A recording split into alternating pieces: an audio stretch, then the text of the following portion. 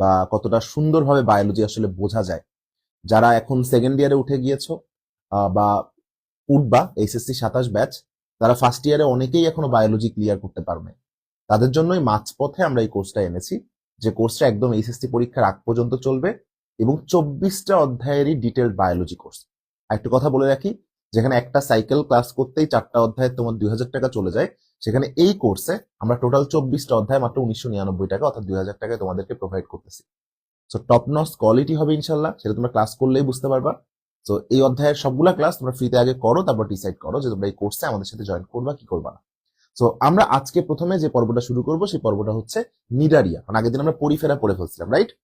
তো খেয়াল করে দেখো, এই যে নিডারিয়া, এর যে নিডা, এই যে শুরুতে যে নিডা কথাটা আসছে, নিডা, এই নিডা কথাটা কিন্তু একটা গ্রিক শব্দ থেকে আসছে এবং সেই গ্রিক শব্দটা হচ্ছে যে নাইড। হ্যাঁ, আমি লিখে দিচ্ছি এখানে, দেখো নাইড। এই নাইড কথা থেকে আসছে। এই নাইড মানে কি? এই নাইড মানে হচ্ছে রোম বা কাটা,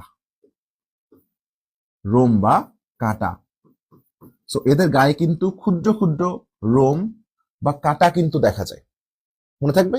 আর এই যে এরিয়া, এটা একটা ল্যাটিন শব্দ, এর অর্থ হচ্ছে তোমার সংযুক্ত। মানে বুঝতেই পারতেছো, এই যে প্রাণী, নিডারিয়া পর্বের প্রাণী যারা আছে, তাদের গায়ে ক্ষুদ্র ক্ষুদ্র কাটা সংযুক্ত থাকবে। তোমরা জানো যে নিডারিয়া পর্বে সবচেয়ে গুরুত্বপূর্ণ উদাহরণটা হচ্ছে হাইড্রা। তোমরা হাইড্রা নিয়ে আলাদা একটা অধ্যায় ক্লাসই করেছো, সেখানে তোমরা দেখছো হাইড্রার গায়ে কিন্তু কাটা থাকে, সেই কাটাগুলোকে আমরা বলি বার্ভ। আবার তোমাদেরকে শেখাইছিলাম নামের শেষে ইউল থাকলে ক্ষুদ্র হয়, ওদের গায়ে যে ক্ষুদ্র কাটা থাকে তার নাম হচ্ছে বার্ভিউল।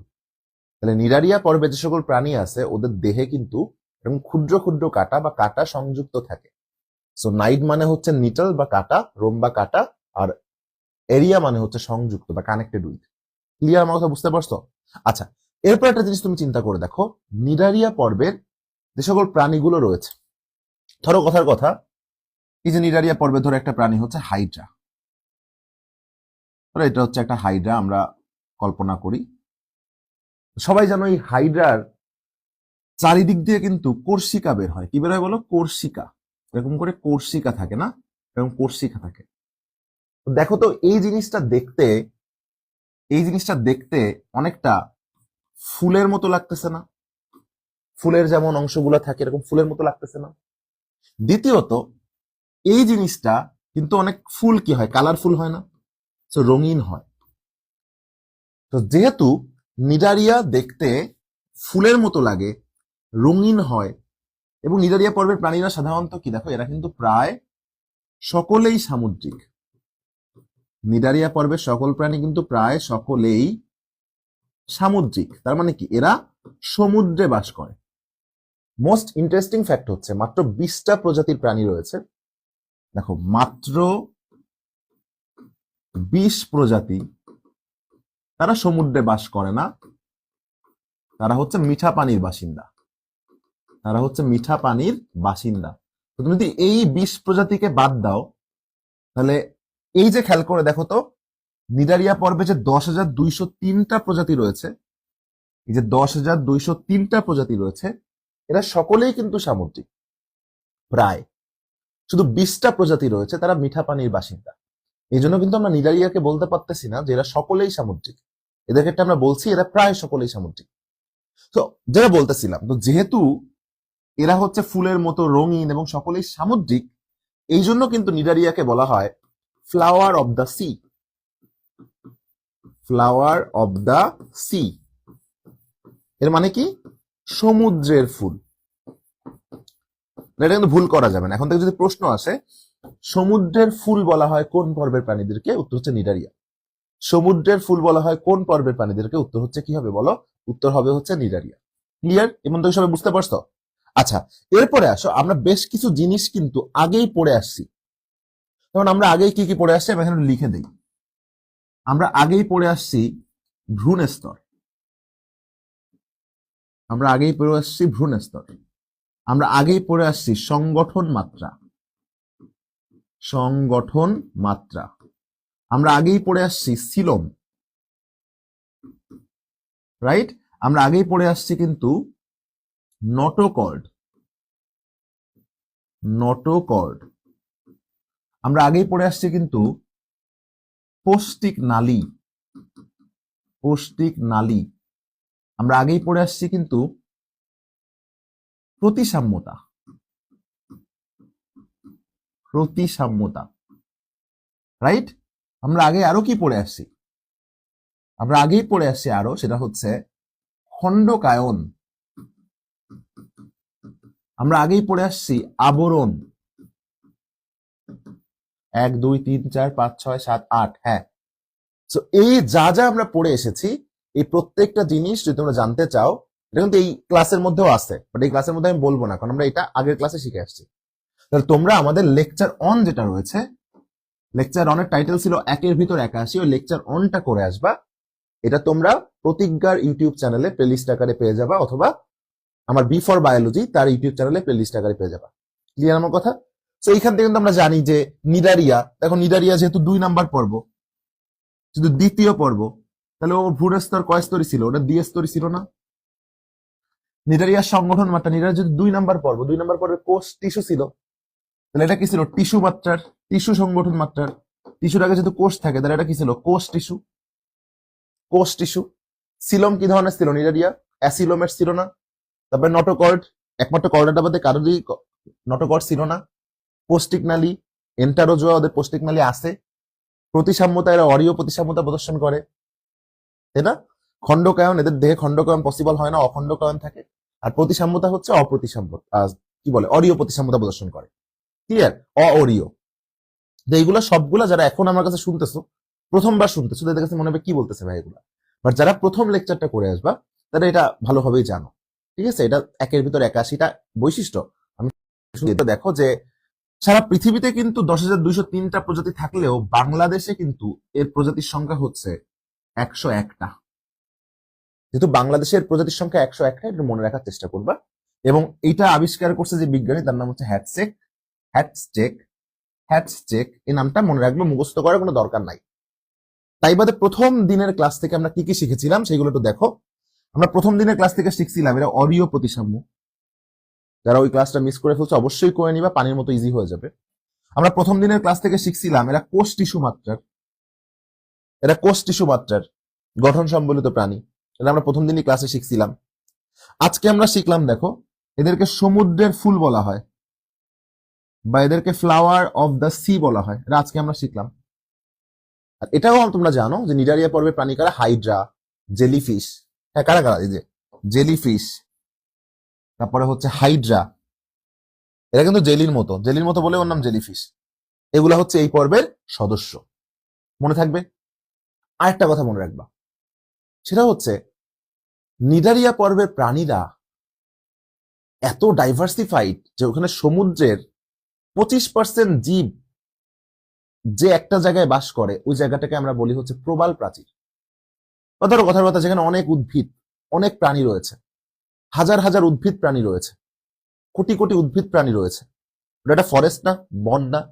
এই জন্য নিডারিয়া পর্বের প্রাণীরা, যেহেতু এখানে খেয়াল করে দেখো যে এই পর্বের সামুদ্রিক প্রজাতির ক্ষেত্রে দেখা যায় 25% জীবই কিন্তু একটা জায়গায় অবস্থান করে। এই জন্য নিডারিয়া পর্বের প্রাণীদেরকে আমরা বলতে পারি এরা প্রবাল প্রাচীর গঠন করে বা রেইন ফরেস্ট গঠন করে। এরা কি গঠন করে বলো? এরা প্রবাল প্রাচীর বা রেইন ফরেস্ট গঠন করে। আমি এটা কি একটু বলে দিই তোমাদেরকে, বুঝতে পারবা। তারা প্রবাল প্রাচীর, আমি লিখে দিই, প্রবাল প্রাচীর বা রেইন ফরেস্ট। রেইন ফরেস্ট কাকে আমরা প্রবাল প্রাচীর বা রেইন ফরেস্ট বলবো? যেখানে সমুদ্রের 25% প্রজাতি থাকবে, যেখানে সমুদ্রের 25% প্রজাতি থাকবে। কত পার্সেন্ট প্রজাতি থাকবে? 25% প্রজাতি থাকবে। তো যেখানে সমুদ্রের এত এত প্রজাতি থাকবে, ডাইভার্সিফাইড, 25% প্রজাতি থাকবে, ওটা কিন্তু দেখতে বন বা ফরেস্টের মতো লাগবে। বন বা ফরেস্টের মতো তখন তাকে দেখাবে। এবং যেহেতু ওইটা পানির মধ্যে আছে, সমুদ্রে আছে না, পানির সাথে কি বৃষ্টির সম্পর্ক, ওই থেকে আমরা মনে রাখবো এদেরকে বলা হয় রেইন ফরেস্ট। তাহলে পরীক্ষায় যদি প্রশ্ন আসে যে সমুদ্রের রেইন ফরেস্ট কারা, বা সমুদ্রে প্রবাল প্রাচীর গঠন করে কারা? উত্তর হচ্ছে নিডারিয়া। কারণ একটা নির্দিষ্ট স্থানে সমুদ্রের যেখানে 25% বেশি জীব অবস্থান করবে সেটাকে আমরা বলবো প্রবাল প্রাচীর বা রেইন ফরেস্ট। নিডারিয়া কিন্তু প্রবাল প্রাচীর বা রেইন ফরেস্ট গঠন করে। নিডারিয়া কিন্তু প্রবাল প্রাচীর বা রেইন ফরেস্ট গঠন করে। সো এই লাইনটাই কিন্তু এখানে খেয়াল করা আছে। দেখো যে 25% জীব বাস করে, যেহেতু এই জন্য এরা কি, এরা পৃথিবীর প্রবাল প্রাচীর আমরা বলবো। আর রেইন ফরেস্ট এর বাংলা কি খেয়াল করো, রেইন ফরেস্ট, রেইন মানে হচ্ছে বাড়ি, বৃষ্টি, আজও ঘন ঘন বাড়ির দিনে, আর ফরেস্ট মানে কি, বন। তাহলে রেইন ফরেস্টকে আমরা কি বলে রাখতে পারি, বাড়ি বন। এই দেখো বাড়ি বন, এটা কিন্তু একটা রূপক অর্থে ব্যবহার করা হয়েছে, বাড়ি বন। তাহলে আমরা ধরে ধরে প্রত্যেকটা বৈশিষ্ট্য শিখে ফেললাম। চলো আমরা এখন নিডারিয়ার পরবর্তী পেজগুলোতে চলে যাই। তো পরের পেজে গেলে আমরা এখানে কি পাবো, কিছু কমন জিনিস আমরা জানি। নিডারিয়া যেহেতু 2 নাম্বার পর্ব, কোষ, কোষের পরে থাকে টিস্যু, তাহলে এরা টিস্যু মাত্রা, এটা আমরা আগে থেকে জানি, তাই না? তো এরা অবশ্যই বহুকোষী এবং এদের কোন ধরনের প্রতিসাম্যতা দেখা যায়, অরীয়। পড়াইছিলাম অরীয়, দিদি দিদি দি দিদি দিদি দি 5-8 ব্যতিক্রম। যারা ক্লাস করনি তারা কিন্তু এটা বুঝবা না, বাকি সবই বুঝবা, তারা ওই প্রথম কাজটা করে নিবা। আচ্ছা, এইগুলা মোটামুটি কিন্তু আমরা পড়ে ফেলছি, এগুলা মোটামুটি কিন্তু আমরা জানি। এখন আমরা এই বাকি যে বৈশিষ্ট্যগুলো রয়েছে, এই বাকি বৈশিষ্ট্যগুলো আমরা পড়ার চেষ্টা করি। তো নিডারিয়া পর্বের বাকি বৈশিষ্ট্যগুলো মনে রাখার জন্য তোমাদেরকে আমরা টেকনিক শিখে দিই। তোমরা সবাই কিন্তু জানো নিডারিয়া পর্ব হচ্ছে 2 নাম্বার পর্ব। 2 নাম্বার মানে 1 নাম্বার 2 নাম্বার না, দ্বিতীয় পর্ব। যেহেতু ওরা দ্বিতীয় পর্ব, তো মনে রাখবো ওকে মারতে গেলে আমরা ওকে মেশিন দিয়ে মেরে ফেলবো, মেশিন থেকে গুলি করে দিব। লোকে যদি মেশিন দিয়ে মারতে চাই, তাহলে আমি যেহেতু 2 নাম্বার পর্ব, তাকে মারতে গেলে কিন্তু আমার সিঙ্গেল মেশিন দিলে হবে না, আমার লাগবে ডাবল মেশিন। সিঙ্গেল মেশিন দিয়ে কিন্তু ওকে আমরা মারতে পারবো না, আমার লাগবে কি মেশিন, ডাবল মেশিন। এবার মনে রাখবা যে নিডারিয়া যেহেতু দ্বিতীয় পর্ব, 2 নাম্বার পর্ব, সো ওকে মারতে গেলে আমাদের ডাবল মেশিন লাগবে। ক্লিয়ার? কোনটাই কি একটু শিখে নেই, তারপরে তোমাদেরকে প্রত্যেকটা জিনিস আমি ব্যাখ্যা করে দিব ইনশাল্লাহ। দেখো ডাবলের ড দিয়ে এরা হচ্ছে ডিপ্লোব্লাস্টিক। ভাই ডিপ্লোব্লাস্টিক কি জিনিস তুমি অলরেডি জানো, শুধু এর অর্থটা মানে এই নামটা জানতা না, সেটা আমি তোমাদেরকে শেখাই দিচ্ছি। সো এরা হচ্ছে ডিপ্লোব্লাস্টিক। বাকিগুলো একটু লিখে নিই, তারপরে বোঝাচ্ছি। ব দিয়ে হচ্ছে বহুরূপিতা। এরা বহুরূপিতা প্রদর্শন করে। বহুরূপিতা তো বুঝতেছো, এরা একরূপী না আর কি, এরা বিভিন্ন রকম রূপ প্রদর্শন করে, কি সেটা ব্যাখ্যা করার পর বুঝবা। মে দিয়ে হচ্ছে এদের মেসোগ্লিয়া দেখা যায়। এদের মেসোগ্লিয়া দেখা যায়। কি গ্লিয়া দেখা যায়? মেসোগ্লিয়া দেখা যায়। সি দিয়ে এদের একটা পরিপাক সংবহন গহ্বর থাকে যার নাম সিলেন্টেরন, যার নাম সিলেন্টেরন। ন দিয়ে 2টা, এদের দেহের সবচেয়ে গুরুত্বপূর্ণ কোষ, এটা মনে রাখার কোনো দরকারই নেই। খেয়াল করো, আমরা এখন পড়তেছি কি, আমরা এখন পড়তেছি না নিডারিয়া, আমরা এখন পড়তেছি না নিডারিয়া। এখন নিডারিয়ার শুরুতে কি আছে, নিডা, নিডা আছে না? আর কোষ মানে কি, সাইট না? তাহলে নিডারিয়া সবচেয়ে গুরুত্বপূর্ণ কোষকে যদি তুমি লিখতে চাও, তাহলে নিডা প্লাস সাইট। বায়োলজিতে 2টা শব্দকে যোগ করে দিলে একটা ও সাউন্ড হয়। তোমরা আগের দিন আমরা পড়ছিলাম স্পঞ্জের সাথে সিল যোগ করলে হয়ে গেছিল স্পঞ্জোসিল। তাহলে নিডা প্লাস সাইট হয়ে যাবে কি, নিডোসাইট না? তাহলে নিডারিয়ার যে সাইট বা নিডারিয়ার যে কোষ, তার নাম কি সাইট? তার নাম নিডোসাইট। ক্লিয়ার? এবং এই নিডোসাইট কিন্তু অসংখ্য আর একটা কোষ ধারণ করে, তার নাম হচ্ছে, সেটাও ন দিয়ে, সেটা হচ্ছে নেমাটোসিস্ট। সেটা কিটোসিস্ট, নেমাটোসিস্ট। এই নিডোসাইটেরই একটা অংশ কিন্তু নেমাটোসিস্ট। এই নিডোসাইটের একটা অংশ কিন্তু নেমাটোসিস্ট। তাহলে খেয়াল করে দেখো তো, এই নামটার মধ্যেই আমরা নিডারিয়া পর্বের সকল বৈশিষ্ট্যকে জানতে পারলাম। তো যেহেতু এই নামটার মধ্যে আমরা নিডারিয়া পর্বের সকল বৈশিষ্ট্যকে জানতে পেরেছি, তো আমরা এখন যেটা করব সেটা হচ্ছে এই প্রত্যেকটা বৈশিষ্ট্যগুলো বোঝার চেষ্টা করব কি বলতে চেয়েছে আসলে। তো খেয়াল করে দেখো, প্রথমে যে ডিপ্লোব্লাস্টিক জিনিসটা আসলো, আমি যদি এটাকে ইংলিশে লিখে ফেলি একটু, ডিপ্লোব্লাস্টিক। তোমাদেরকে যখন আমি ভ্রূণ স্তর পড়িয়েছিলাম, তোমরা কিন্তু ভালোভাবে এটা জানো যে যারা দ্বিস্তরী হয় ওদের শুধুমাত্র এপিডার্মিস আর এন্ডোডার্মিস থাকে। এটা প্রথম ক্লাসে শিখাইছিলাম, ক্লাসটা করে নিবা। আর যারা ত্রিস্তরী হয় ওদের এপিডার্মিস, মেসোডার্মিস, এন্ডোডার্মিস 3টাই থাকে। সেই ডিপ্লোব্লাস্টিকের এই যে ডিপ্লো, এই ডিপ্লো মানে হচ্ছে 2। খেয়াল করো, এখানে ডাই আছে না, ডাই মানে কি 2।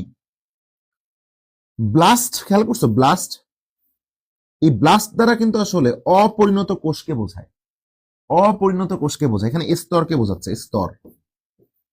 আর ইক মানে রিলেটেড টু বা সম্পর্কিত, ইক মানে কি রিলেটেড টু, রিলেটেড টু মানে সম্পর্কিত, এটা আমরা একটা সাফিক্স হিসেবে ব্যবহার করি, একটু অ্যাডজেক্টিভ টাইপের বায়োলজিতে। হ্যাঁ, সো ব্লাস্টিক হয়েছে বলে বলবো দ্বি স্তর না স্তরই, দ্বি স্তরই। ডিপ্লোব্লাস্টিক মানে কয় স্তরই, দ্বি স্তরই। হ্যাঁ, সেটা অপরিণত স্তর প্রথমে যেটা থাকবে আর কি, প্রথমে। ব্লাস্ট মানে কিন্তু অপরিণত বোঝায়। আচ্ছা, এই দ্বিস্তরী মানে কি কি এটা তোমরা সবাই কিন্তু জানো। দ্বিস্তরী মানে যার বাইরে থাকবে একটা, ভিতরে থাকবে একটা। আমরা সবাই জানি বাইরে মানে হচ্ছে এপি আর ভিতরে মানে হচ্ছে এন্ডো। এটা প্রথম ক্লাসে আমি তোমাদেরকে শিখিয়ে দিয়েছি। তারা এই ক্লাসটা করো নাই, ক্লাসটা একবার দেখে নিও। 1 এর ভিতর 81 ওই টপিকের মধ্যে বুঝিয়েছিলাম যে এপি মানে বাইরে, এন্ডো মানে ভিতরে। তাহলে বলো তো হৃৎপিণ্ড মানে কার্ডিয়াম, কার্ডিয়াম বা হৃৎপিণ্ডের বাইরের স্তরকে কি বলে? Exactly epicardium. কার্ডিয়াম বা হৃৎপিণ্ডের ভিতরের স্তরকে কি বলে? এটাও ঠিক ধরছো, এন্ডোকার্ডিয়াম। এপি মানে বাইরে, এন্ডো মানে ভিতরে। ডার্ম মানে ত্বক।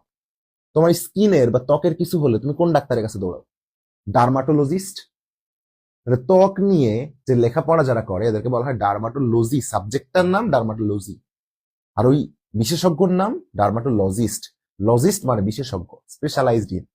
ক্লিয়ার? আচ্ছা, সো এর যেহেতু বাইরে আছে এপি, এপি মানে কি বলো? এপিডার্মিস। ডার্ম যেহেতু, ডার্ম থেকে আমরা বলবো এপিডার্মিস। আর ভিতরের যে স্তরটা ত্বকের সেটাকে আমরা কি বলবো? এন্ডোডার্মিস। তো মনে রাখবো অলওয়েজ, এই দুই স্তরের মাঝখানে, এই এপিডার্মিস আর এন্ডোডার্মিসের মাঝে, এর একদম মাঝে একটা জিনিস থাকে। তোদের আমি শেখাইছিলাম মেসো মানে মাঝে। মেসো মানে কি বলো? মেসো মানে হচ্ছে মাঝে। তো এপিডার্মিস আর এন্ডোডার্মিসের মাঝখানে একটা আঠার মতো জিনিস থাকে। মাঝখানে যেহেতু বলছি তাহলে লিখবো কি বলো? মেসো। মাঝখানে যেহেতু বলছি কি লিখবো বলো? মেসো। আর আঠা মানে কি? গ্লু না? সো গ্লু থেকে আসছে গ্লিয়া। এই গ্লু থেকে কি আসছে? গ্লিয়া। তাহলে দেখো এই এপিডার্মিস আর এন্ডোডার্মিসের মাঝখানে এই যে থাকে মেসো। মেসো মানে কি? মাঝে। কার কার মাঝে? এপি আর এন্ডোর মাঝে। এপি আর এন্ডোর মাঝে। গ্লিয়া মানে হচ্ছে গ্লু। গ্লু মানে হচ্ছে আঠা। তাহলে এটা হচ্ছে আঠার মতো, থকথকে। এবং মনে রাখবা মেসোগ্লিয়া কিন্তু কোনো কোষ স্তর না, এটা একটা অকোষীয় স্তর। এটা আসলে কোনো কোষ না, এটা একটা অকোষীয় স্তর। ক্লিয়ার? তাহলে এইভাবে যদি বুঝে বুঝে পড়া যায় তাহলে জীববিজ্ঞানকে আসলে কঠিন লাগার কথা, কখনো কঠিন লাগার কথা না। প্রতিটা শব্দ আমরা বুঝে বুঝে পড়ব। এরপরে দেখো বহুরূপিতা কি জিনিস। তবে আমরা মানুষ যারা, আমরা মানুষে কিন্তু যৌন জনন করি, আর যারা অনুন্নত রয়েছে তারা কিন্তু অযৌন জনন করে। তাহলে উন্নত প্রাণীরা করে যৌন জনন, আর অনুন্নত প্রাণীরা করে অযৌন জনন। তাহলে আমরা কিন্তু এই ক্ষেত্রে একরূপিতা প্রদর্শন করি, হয় যৌন জনন করতেছি নাহলে অযৌন জনন করতেছি। তুমি চিন্তা করো তো, যারা ভালো মানুষ খারাপ মানুষ দুইটাই, তারা একরূপী না বহুরূপী? বহুরূপী। তাহলে যারা যৌন জনন অযৌন জনন দুইটাই করে, তারা একরূপী না বহুরূপী? বহুরূপী।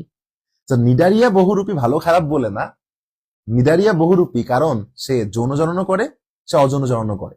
তাহলে আমি বহুরূপিতাকে এইখানে লিখি, দেখো আমরা এটা আলাদা করি। আমি বহুরূপিতাকে, আমাকে দেখা যাওয়ার দরকার নাই, তোমরা যদি বোর্ড দেখতে পারো তাহলেই হবে। আমরা বহুরূপিতাকে এখানে লিখতে পারি। দেখো বহুরূপিতা মানে সে যৌন জননও করবে, অযৌন জননও করবে। যৌন জনন করতে গেলে একটা একক লাগবে, অযৌন জনন করতে গেলে একটা একক লাগবে।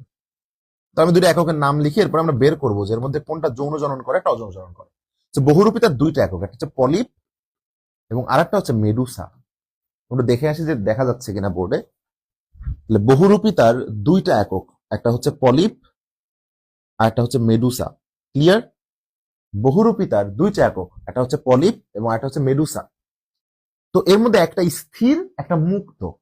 তোমরা যদি আমার ক্লাস করে ফেলছো, তোমরা অক্ষর মিলাই বলো এর মধ্যে কোনটা মুক্ত। এই যে মতে মেডুসা, মতে মুক্ত না, এটা আমরা মনে রাখবো যে মতে মেডুসা, মতে মুক্ত, মতে মেডুসা, মতে মুক্ত। তাহলে মেডুসা যদি মুক্ত হয় তাহলে বাকিটা কি বলো? স্থির না বা স্থবির না বা নিশ্চল না। তোমরা একটা জিনিস চিন্তা করো তো, তোমরা তো জানোই যে এর মধ্যে একটা যৌন জনন করবে, একটা অযৌন জনন করবে। এই কাউকে যদি তুমি দড়ি দিয়ে বেঁধে রেখে দাও একটা ঘরের মধ্যে দড়ি দিয়ে বেঁধে রেখে দিচ্ছ, ও কি চাইলেও যৌন জনন করতে পারবে? স্থির থেকে, নিশ্চল থেকে, সচল না থেকেও যৌন জনন করতে পারবে? এটা তো কমন সেন্স। যৌন জনন করতে গেলে ওকে মুক্ত হইতে হবে না? যৌন জনন করতে গেলে ওকে মুক্ত হইতে হবে না? এক্স্যাক্টলি। তাহলে পলিপার মেডুসার মধ্যে মুক্ত যেহেতু মেডুসা, তাহলে এই কি করে? এই হচ্ছে যৌন জনন করে, এই যৌন জনন করে। আর এই যেহেতু স্থির, তাহলে ও কি করবে? বসে বসে ডিম পারবে, মজা করে বললাম আর কি। ও অযৌন জনন করে। তাহলে নিডারিয়া পর্বের প্রাণীদের যৌন জনন দেখা যায়, অযৌন জনন দেখা যায়। এই জন্য এটাকে বলি বহুরূপিতা। বহুরূপিতার দুইটা একক রয়েছে, পলিপার মেডুসা, মতে মেডুসা, মতে মুক্ত। তাহলে মুক্ত যে সে যৌন জনন করবে, আর স্থির যে সে অযৌন জনন করবে। কাহিনী কিন্তু হতো। এরপরে দেখো সি দিয়ে কি? সি দিয়ে হচ্ছে সিলেন্টেরন। আমরা এটাকে ভেঙে ফেলি। দেখো দুইটা শব্দ আমরা পাই, একটা পাই হচ্ছে সিল এবং আরেকটা পাই হচ্ছে এন্টেরন। তাহলে আমরা সিলেন্টেরনকে ভাঙলে দুইটা জিনিস পাই, একটা পাই সিল এবং আরেকটা পাই হচ্ছে এন্টেরন। প্রথম ক্লাসে তোমাদেরকে আমি শিখিয়েছিলাম এই সিল মানে হচ্ছে গহ্বর। যারা ক্লাস করো নাই অবশ্যই প্রথম ক্লাসটা বাধ্যতামূলক, আর আমার প্রতিটা ক্লাসে কিন্তু বেসিক ভিউ থাকে। সো বেসিক না জানলে পরে একটু প্রবলেম হয়। এখানে ধরো নতুন তুমি শিখে নিবা যে সিল মানে গহ্বর। সিল মানে কি? গহ্বর। এবং প্রথম ক্লাসে তোমাদেরকে আমি এটাও শিখিয়েছি এই যে এন্টারন, কথাটা এন্টারো থেকে আসছে। এই এন্টারো মানে হচ্ছে অন্ত্র, এন্টারো মানে হচ্ছে অন্ত্র। এই অন্ত্রে কি হয়? এই অন্ত্রে পরিপাক হয় এবং পরিপাকের পরে কিন্তু এটা পরিবহন হয় বা সংবহন হয়, রাইট?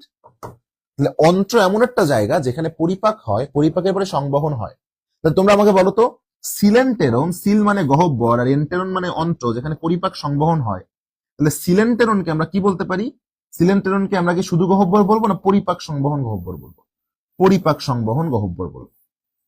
তাহলে পরীক্ষায় আসলে লিখে দিবা যে নিডারিয়া পর্বের প্রাণীদের দেহে একটি পরিপাক সংবহন গহ্বর দেখা যায়, তার নাম হচ্ছে সিলেন্টেরন। এরপরে খেয়াল করে দেখছো নতে দুইটা, নতে একটা হচ্ছে নিডোসাইট। এটা মনে রাখা খুবই সহজ। নিডারিয়া পড়তেছো, নিডারিয়ার নিডারিয়ার কোষ, সাইট মানে কোষ, নিডোসাইট। এই নিডোসাইট একটা দংশন অঙ্গাণু ধারণ করে। দেখো এই নিডোসাইটটা যে দংশন অঙ্গাণু ধারণ করে, সেই দংশন অঙ্গাণুটার নামই হচ্ছে নেমাটোসিস। তোমরা এই দংশন কথাটা বাংলা সিনেমায় অনেক আগে শুনছো, সাপের যে সিনেমাগুলো হইতো, সাপে দংশন করছে। দংশন করে কিন্তু শুধু কামড়ানোর জন্য না, আসলে ওইটা ওর আত্মরক্ষার জন্য তোমার কামড়ায়। তো যে কোনো প্রাণীদের দংশন অঙ্গাণু শুধু কাজ কিন্তু কামড়ানোই থাকে না, আত্মরক্ষাই থাকে না, আরো কিছু থাকে। তাহলে এই নেমাটোসিস যেহেতু দংশন অঙ্গাণু, এরও কিন্তু অনেকগুলা কাজ আছে। আমরা 4টি কাজ মনে রাখবো যে নেমাটোসিস্টের কাজ কিন্তু অনুধাবনমূলক আসতে পারে, এবং এই 4টা কাজ তুমি হাত দিয়ে মনে রাখবে। ধরো এই হাত, আমি যারা দেখাবো খালি মনে রাখবো। ধরো এটা একটা নেমাটোসিস, মনে রাখার জন্য। তাহলে হাত দিয়ে আমরা কি করতে পারি? খাদ্য গ্রহণ। নেমাটোসিস্টের 1 নাম্বার কাজ আমি কি লিখলাম বলো? খাদ্য গ্রহণ। কি গ্রহণ? খাদ্য গ্রহণ।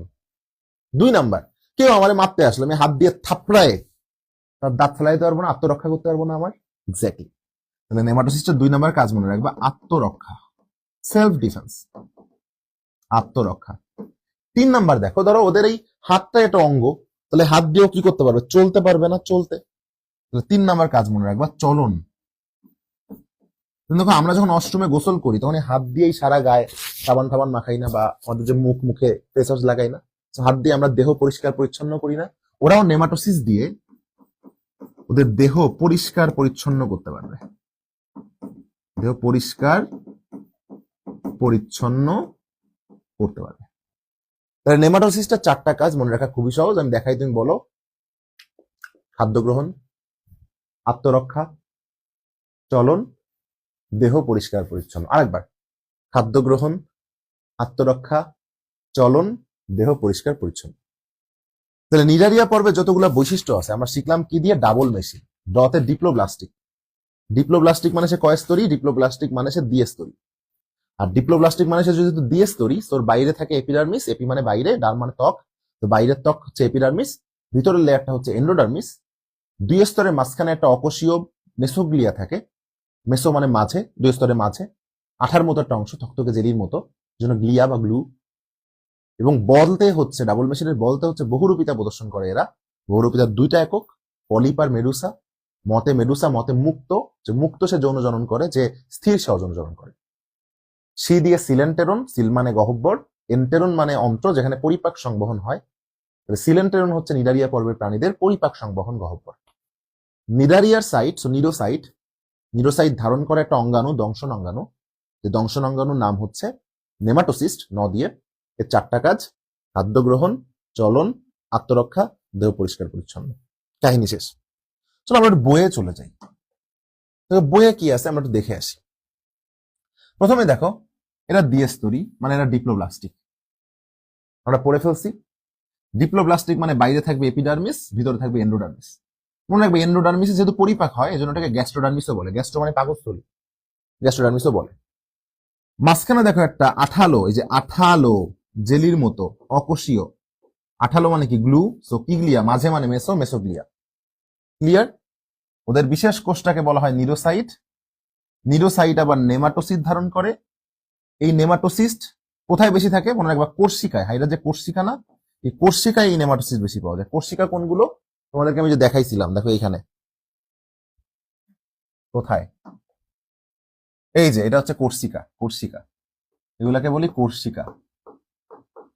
সেই কোর্সিকায় কিন্তু নেমাটোসিস্ট বেশি পাওয়া যায়।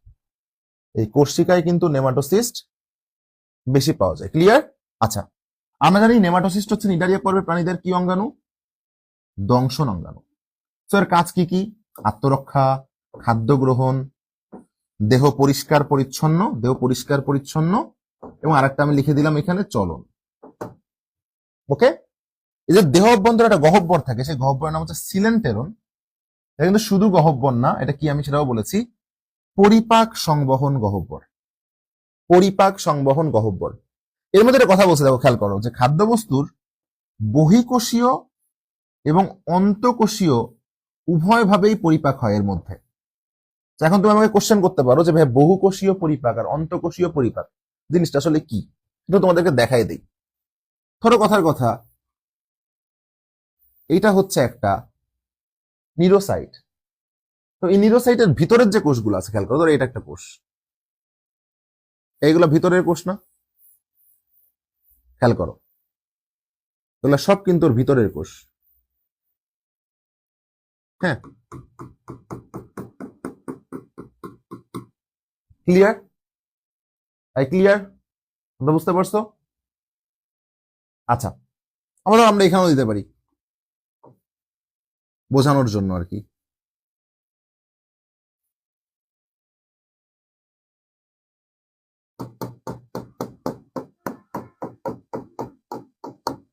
আচ্ছা, এখন দেখো, ধরো এই যে কোষ না, এটা একটা কোষ, এটা একটা কোষ।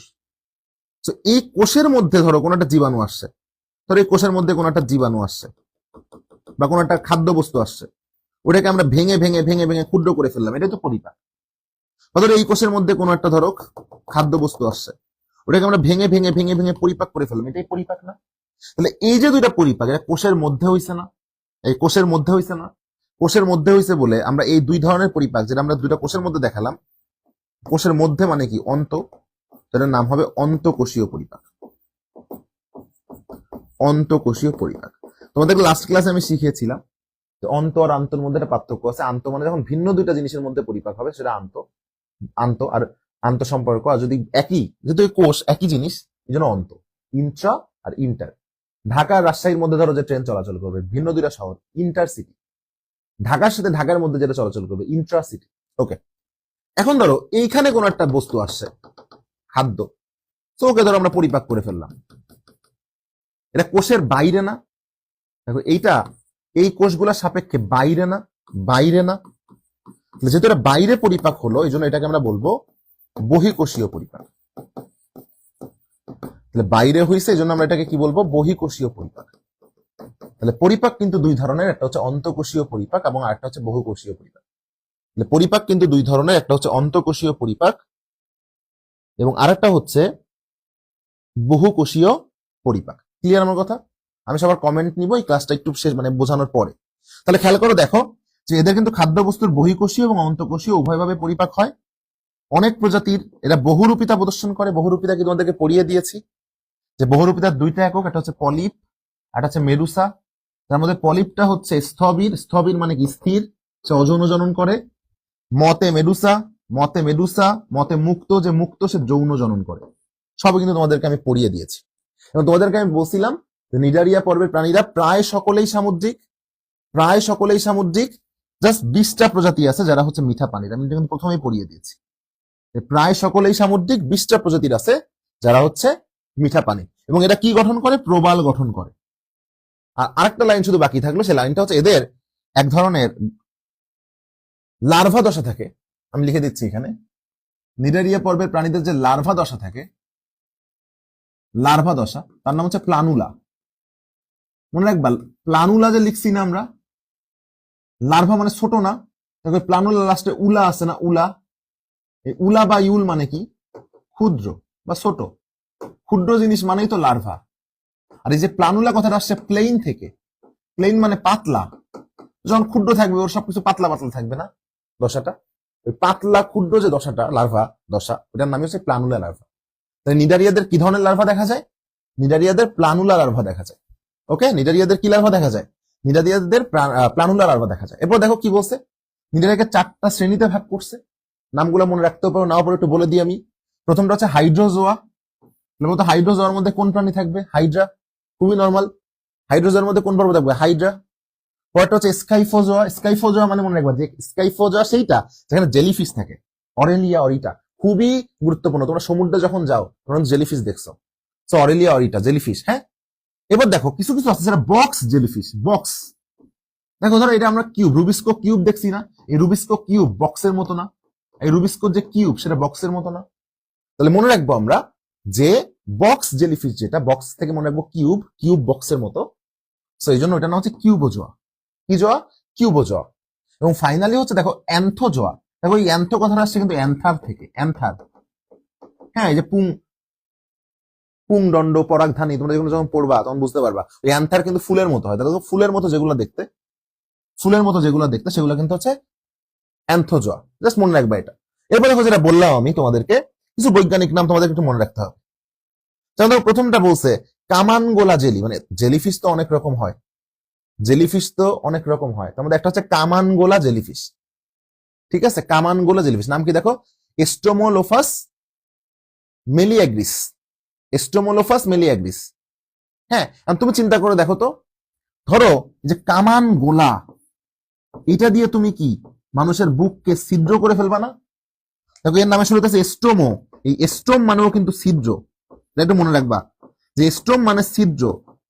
যেটা দিয়ে, মানে এই উদাহরণগুলো না সবাই মুখস্থ করে, একটা মুখস্থ করার দরকার নেই, এমসিকিউতে আসবে, তুমি দেখে চিনতে পারলে হবে। তো কামান গোলা জেলিফিশ, কামান দিয়ে তুমি একজনের বুক ছিদ্র করে ফেলবা, স্টোম মানে ছিদ্র। তাহলে এতটুকু মনে রাখবা, কামান গোলায় স্টোম দিয়ে শুরু হবে, মুখস্থ করার দরকার নেই, স্টোম থাকবে নামের মধ্যে, স্টোম পেলে সেটা কামান গোলা। এবার এখন নীল বোতাম যেটা, তো আমি এটা বলতাম সবসময় যে নীল বোতাম পর, মানে কি? আমরা বলি না এই জামা কাপড় পর, তো তুই কি পরবি? নীল বোতাম পরবি। দেখো নীল বোতামের বৈজ্ঞানিক নামে কি আছে? পর। না পড়লে কিন্তু তোর আমি পিটাবো, তাহলে দেখো পর পিটা। হ্যাঁ, তাহলে কি? পর পিটা। তো এবার মনে রাখতাম নীল বোতাম পর, তাহলে পর থেকে পর থাকবে ওর বৈজ্ঞানিক নামে, না পড়লে তোমার পিটাবো, পর পিটা গেল। এবার দেখো সাগর কুসুম। কি কুসুম বলো? সাগর কুসুম। এই সাগর কুসুমের বৈজ্ঞানিক নামটা মনে রাখবা মেট্রিডিয়াম সেনাইল। সেনাইল দেখো, সেনাইল বলতে গেলে সি আসে না মনের মধ্যে? সি মানে কি? সাগর। তাহলে সিনাইল বলতে গেলে সি আসে না, সি মানে সাগর। তাহলে সাগর কুসুমের বৈজ্ঞানিক নামে কি খুঁজবা? সি খুঁজবা। ওকে, আচ্ছা। আরেকটা হচ্ছে যেটা সাগর পাখা, জাস্ট বৈজ্ঞানিক নামটা একবার পড়বা, সবগুলো জানার দরকার নাই, সেগুলো একবার পড়লেই কিন্তু হয়েছে। তাহলে এর মধ্যে আমাদের আজকে সমাপ্ত হলো নিডারিয়া পর্বের ক্লাস। তো নিডারিয়া পর্বের প্রত্যেকটা বৈশিষ্ট্য লাইন বাই লাইন প্রথমে আমি সুন্দর করে তোমাদেরকে বুঝিয়ে দিয়েছি, তারপরে কিন্তু ধরে ধরে আমি তোমাদেরকে এটা বইয়ে দেখিয়ে দিয়েছি, একটা শব্দ তোমার বাকি আছে। এইভাবে যদি তুমি পড়ো, তোমার জীবনও বায়োলজি কঠিন লাগবে? ইনশাল্লাহ লাগবে না। চলো আমরা একটা বিজ্ঞাপন বিরতিতে চলে যাই। সেটা হচ্ছে আমি একটু কমেন্ট নিয়ে আসি সবার। ওকে, শিশির বলছে আসসালামু আলাইকুম। ওয়ালাইকুম আসসালাম। আরাফ হাসান আফ্রিদি বলছে ভাই এই কোর্সে কি ইংলিশ ভার্সনরা এনরোল করতে পারবে? অবশ্যই পারবে ভাইয়া। বায়োলজির সকল টার্মই হচ্ছে ইংলিশ। তুমি যদি ইংলিশ ভার্সনে পড়ো, তুমি কিন্তু এটা যখন আমাদের এই বাংলা ভার্সনটাই একটু দেখবা, আমি তোমাদেরকে ইংলিশ গুলোও বলে দিব, তোমার কিন্তু প্রত্যেকটা শব্দ এমনিই বোঝা হয়ে যাবে, তুমি এমনি লিখতে পারবা। সো ইংলিশ ভার্সনরাও কিন্তু এনরোল করতে পারবে। সাইমুম সাকি, ধন্যবাদ ভাই থাকার জন্য। সো তোমাদের জন্য একটু বলে রাখি আমি যে আমাদের এইচএসসি 27-এর জন্য একটা premium biology live course arrange করা হয়েছে। এটা কাদের জন্য? 27 ব্যাচের অনেক বাচ্চারা তোমরা আসো, আমার প্রিয় বাচ্চা কাচ্চারা, যারা এখনো পর্যন্ত ফার্স্ট ইয়ারটাকে গুছিয়ে নিতে পারো না, অথচ তুমি সেকেন্ড ইয়ারে উঠে গেছো। তোমার এখন যেখানেই তুমি সাইকেল করতে যাও না কেন, 4টা অধ্যায় সাইকেল পাবা সেকেন্ড ইয়ারে, প্রতিটা 4টা অধ্যায় করে 2000 টাকা করে। ধরলাম তুমি 2000 টাকা দিলা, কিন্তু তুমি কি প্রতিটা সাইকেলে 2000 টাকা করে দিলা? তাহলে চিন্তা করো তো, 6টা সাইকেলে 12,000 টাকা লাগবে না তোমার করতে? তাও ধরলাম তুমি দিলা, কিন্তু ফার্স্ট ইয়ার এগুলা কি তোমার কাভার হবে? তোমাদের কথা চিন্তা করে আমরা প্রতিক্রিয়া এডুকেশন এবং বিফোর বায়োলজির কোলাপসে নিয়ে আসছি HSC 27 biology premium live course, যেখানে তোমাদেরকে 24টা অধ্যায় আমরা ডিটেইল লাইভ ক্লাস নিব। লাইভ ক্লাসগুলো লাইভ শেষে আমাদের ওয়েবসাইটে রেকর্ডেড আকারে থাকবে, যেন তোমরা লেকচার শিট পেয়ে যাবা, ঠিক আছে? এবং 24টা অধ্যায়ের একদম বিভি, EV, basic view, exam view, even admission touch আমরা দিব। যারা আমার কাছে 24 অধ্যায় পড়বা, অ্যাডমিশনে যদি তুমি বায়োলজি অন্য কোথাও নাও পড়ো, তখন সমস্যা নাই, আমি এত ডিটেলসে পড়াবো ইনশাল্লাহ। সো এই টোটাল কোর্সটা আমরা মাত্র তোমাদের জন্য দিচ্ছি 2000 টাকায়, 1999 টাকায়। চিন্তা করো, তোমাকে কিন্তু 6টা সাইকেল পড়তে গেলে 12,000 টাকা দেওয়া লাগে। আর আমরা এই 6টা সাইকেলেরই সবগুলো অধ্যায়, 24টা অধ্যায় তোমাকে মাত্র 1999 টাকায় 2000 টাকায় আমরা প্রোভাইড করতেছি। সো এই অফারটা অবশ্যই গ্র্যাব করা উচিত সবার। এবং আমরা কিন্তু প্রতিটা অধ্যায় শেষে 100 মার্কের এমসিকিউ পরীক্ষা নিব তোমাদেরকে, যে পরীক্ষার মাধ্যমে তোমরা যাচাই করতে পারবা নিজে। সো এই ছিল হচ্ছে আমাদের আজকের ক্লাস। আমরা প্রতিদিন এরকম করে করে একটু করে করে আগাবো। এই অধ্যায়ের যতগুলা ক্লাস হবে, মানে প্রথম অধ্যায়ের ক্লাসটা আমরা একটু দেরি করে করে নিচ্ছি, একটু সুন্দর করে করে নিচ্ছি, যাতে তোমরা বুঝতে পারো যে কিভাবে আমরা পড়বো। এরপরে যখন তোমরা আস্তে আস্তে করে আমাদের কোর্সগুলোতে জয়েন করে ফেলবে, আমরা তখন তোমাদেরকে আরো একটু তাড়াতাড়ি করে আগাবো, বুঝিয়ে বুঝিয়ে সবগুলো আগাবো। এই অধ্যায়টা যতগুলো ক্লাস আমি নিব, সবগুলো ক্লাস ফ্রি থাকবে আমাদের মোমেন তাজ আর মমিত এই গ্রুপে, এই পেজে, এখানে লাইভ হবে। এবং প্রত্যেকটা ক্লাস আমাদের ইউটিউবে আপলোড করা থাকবে। তোমরা প্রতিজ্ঞা এডুকেশনে যাবা, বিফোর বায়োলজিতে যাবা, যে দেখবো এখানে এগুলো আপলোড করা আছে। এই আজকের ক্লাসটাও কিন্তু আপলোড হয়ে যাবে ইনশাআল্লাহ। সো আমাদের ক্লাসগুলো তোমরা পাবা প্রতি রবি, মঙ্গল, বৃহস্পতি এবং শুক্র। নর্মালি এটা রবি, মঙ্গল, বৃহস্পতি হবে, বাট এখন যেহেতু ফ্রি ক্লাস, তো ফ্রি ক্লাসটা আমরা শুক্রবারেও অ্যাড করছি, এটা ফ্রি ক্লাস, এটা সবসময় থাকবে না। তো রবি, মঙ্গল, বৃহস্পতি, শুক্র ঠিক রাত 10টায় তোমরা ফ্রি ক্লাস পাবা। এবং এই ফ্রি ক্লাস চলবে কতদিন? যতদিন এই অধ্যায়টা চলবে। সো এর মধ্যেই তোমরা জাজ করতে পারবা, তোমরা চিন্তা করতে পারবা যে না, এই কোর্সটা কি তোমার জন্য দরকার কি দরকার না। তবে ভালো থাকো, সুস্থ থাকো, দেখা হবে ইনশাল্লাহ পরবর্তী ক্লাসে আগামীকাল ঠিক রাত 10টায়। সেই পর্যন্ত সবার সুস্থতা কামনা করে আজকে তোমাদের থেকে বিদায় নিচ্ছি। আসসালামু আলাইকুম ওয়া রাহমাতুল্লাহি ওয়া বারাকাতুহু।